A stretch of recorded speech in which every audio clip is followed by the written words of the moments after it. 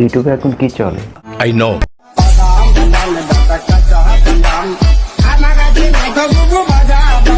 Likee টিকটকে এখন কি চলে? জানি, আমিও সব জানি।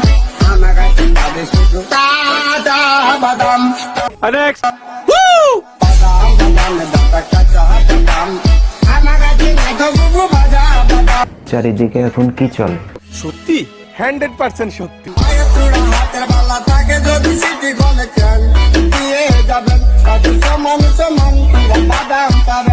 যেটা হুগাই গেছে এককালে।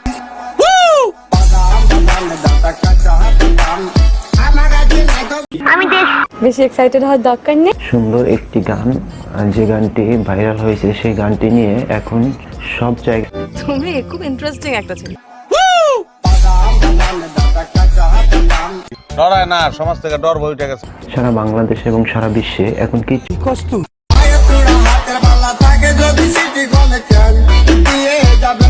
ইন্টারনেটের জগতে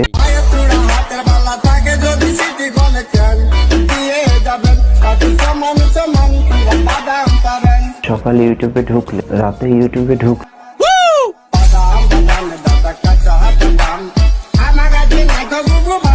চল কাঁচা বাদাম, ভাজা বাদাম, আমি তো বুঝি না, মাথায় ঢুকে না।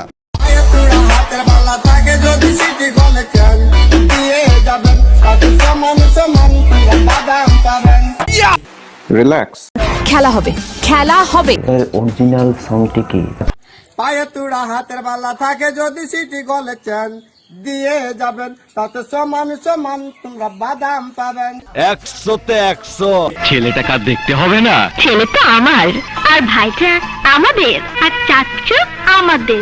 আসলে কাঁচা বাদাম সংটি এতই সুন্দর এবং এতই ভালো এবং এত সুন্দর করে একটি ফেরিওয়ালা গিয়েছে। আমার কাছে নাই বুবু ভাজা বাদাম, আমার কাছে পাবে শুধু কাঁচা বাদাম।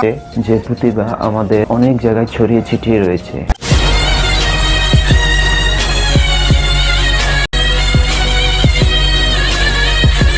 কাঁচা বাদাম নিয়ে এত ট্রল হচ্ছে কেন?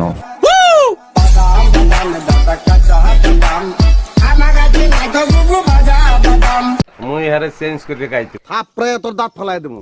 দাঁত ফেলাবেন কেন? এই গানটাকে অপমান করতেছে সে জাতি হলো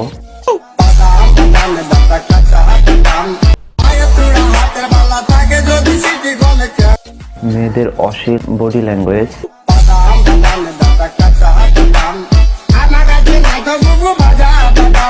Oh my god. মেয়েদের অশ্লীল টিকটক এবং লাইকি ভিডিও,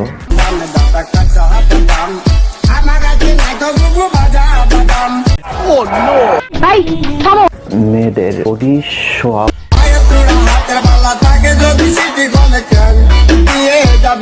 এবং সেগুলা খুব খারাপ পর্যায়ে নিয়ে যায়।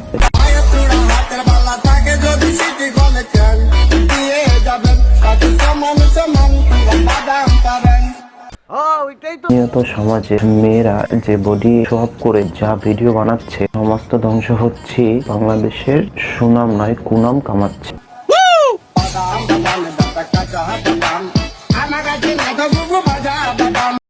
100 না, 200 না, 1000।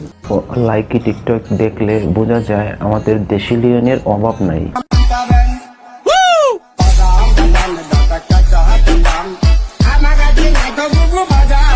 ঠিক আছে, এইটা আমরা জানতাম। আমাদের ভালো গানগুলো কোনো ভালো কিছু দিয়ে তারা প্রেজেন্ট করতে পারতেছে, খারাপ কিছু দৃষ্টিভঙ্গি দিয়ে প্রেজেন্ট করতেছে।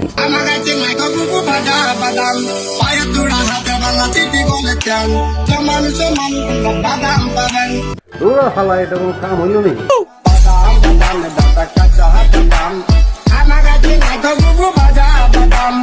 কেন এমন করেন কেন? বাদ দেন, এখানে থাকবো না, এখানে থাকবো না, এখানে থাকবো না। সেটাকে মেয়েরা টিকটক এবং লাইকিতে ধ্বংস করে দিচ্ছে। মানে কি বলবো, যাই হোক। জানি না। সকল মেয়েদের এবং লাইকি টিকটক সেলিব্রিটিদেরকে বলতেছি, সুন্দর একটি গানকে এরকম অপমান করো না। তাও সত্য। সবার কাছে একটি রিকোয়েস্ট, তোমরা ভালো গানগুলো দিয়ে এত অশ্লীল এবং বডি সব ভিডিও বানাই। আজকের মতো এ পর্যন্ত, আল্লাহ হাফেজ। আমার কাছে নাই বুবু ভাজা বাদাম, আমার কাছে পাবে শুধু কাঁচা বাদাম।